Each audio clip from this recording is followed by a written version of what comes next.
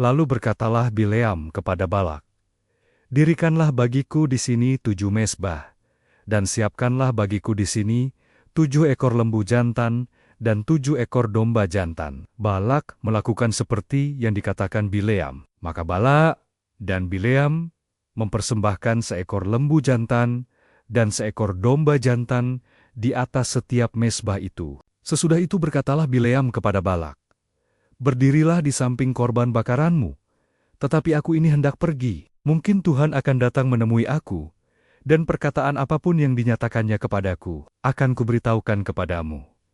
Lalu pergilah ia ke atas sebuah bukit yang gundul. Maka Allah menemui Bileam.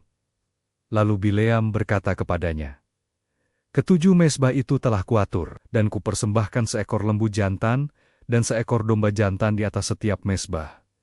Kemudian Tuhan menaruh perkataan ke dalam mulut Bileam dan berfirman, "Kembalilah kepada Balak dan katakanlah demikian." Ketika ia kembali, maka Balak masih berdiri di situ, di samping korban bakarannya, bersama dengan semua pemuka Moab.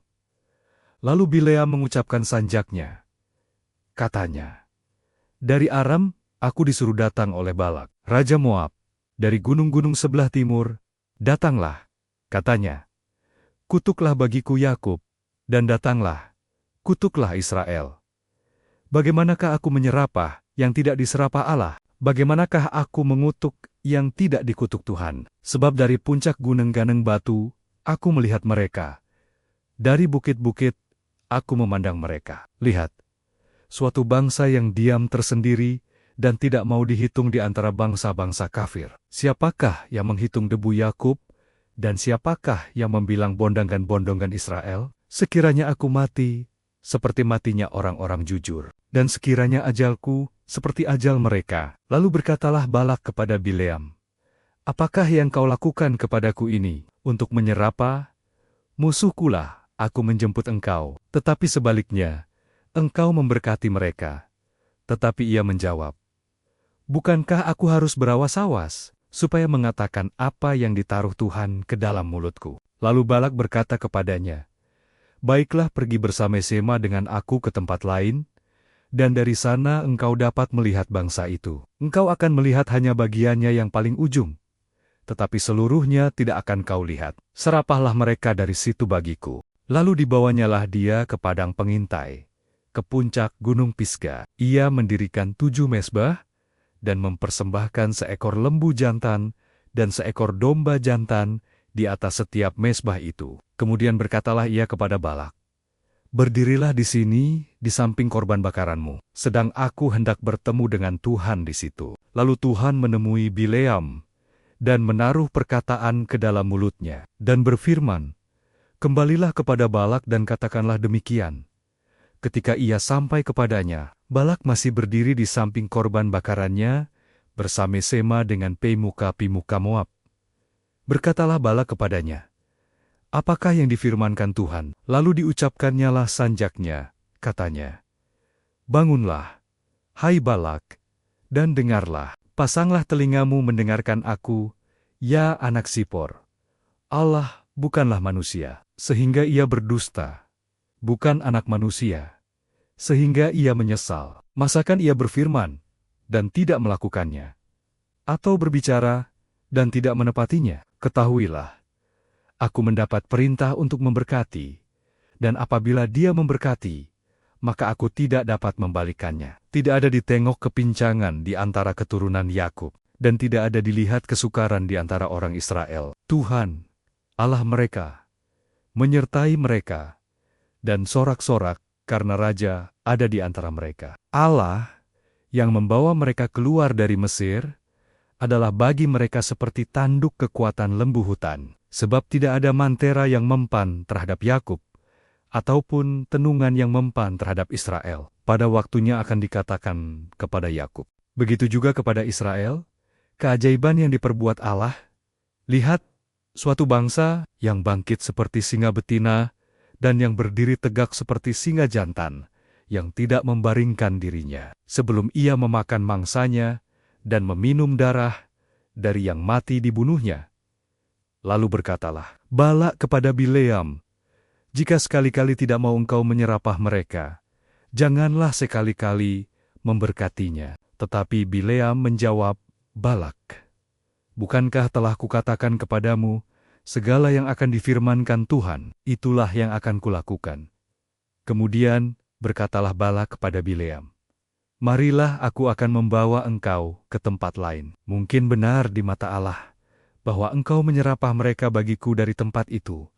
Lalu Balak membawa Bileam ke puncak gunung Peor yang menghadap padang belantara. Berkatalah Bileam kepada Balak, dirikanlah bagiku di sini 7 mezbah, dan siapkanlah di sini bagiku 7 ekor lembu jantan dan 7 ekor domba jantan. Lalu Balak melakukan seperti yang dikatakan Bileam, maka ia mempersembahkan seekor lembu jantan dan seekor domba jantan di atas setiap mezbah itu.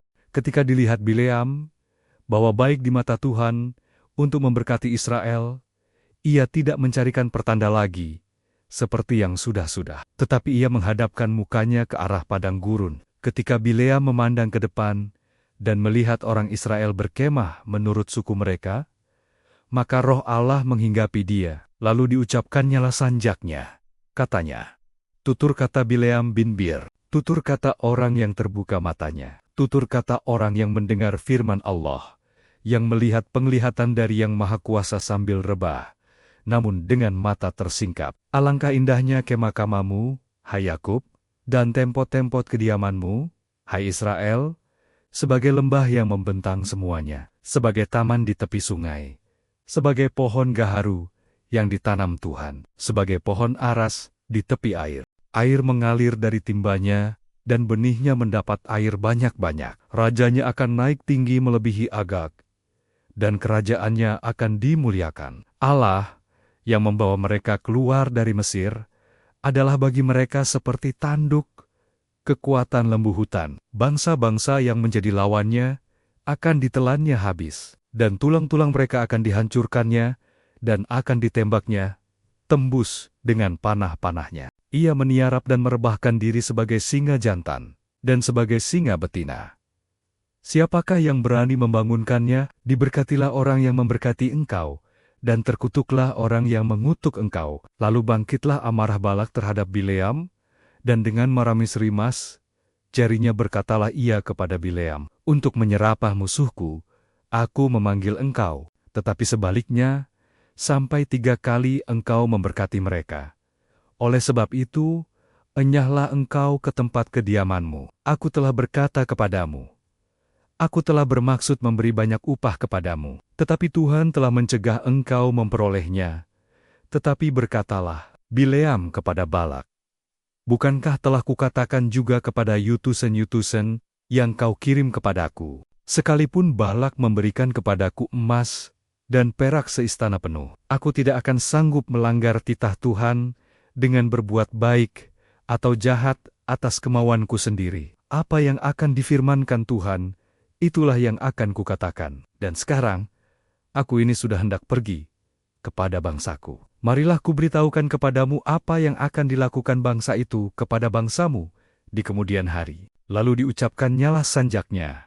Katanya, tutur kata Bileam bin Bir, tutur kata orang yang terbuka matanya, tutur kata orang yang mendengar firman Allah, dan yang beroleh pengenalan akan Yang Maha Tinggi, yang melihat penglihatan dari Yang Maha Kuasa, sambil rebah.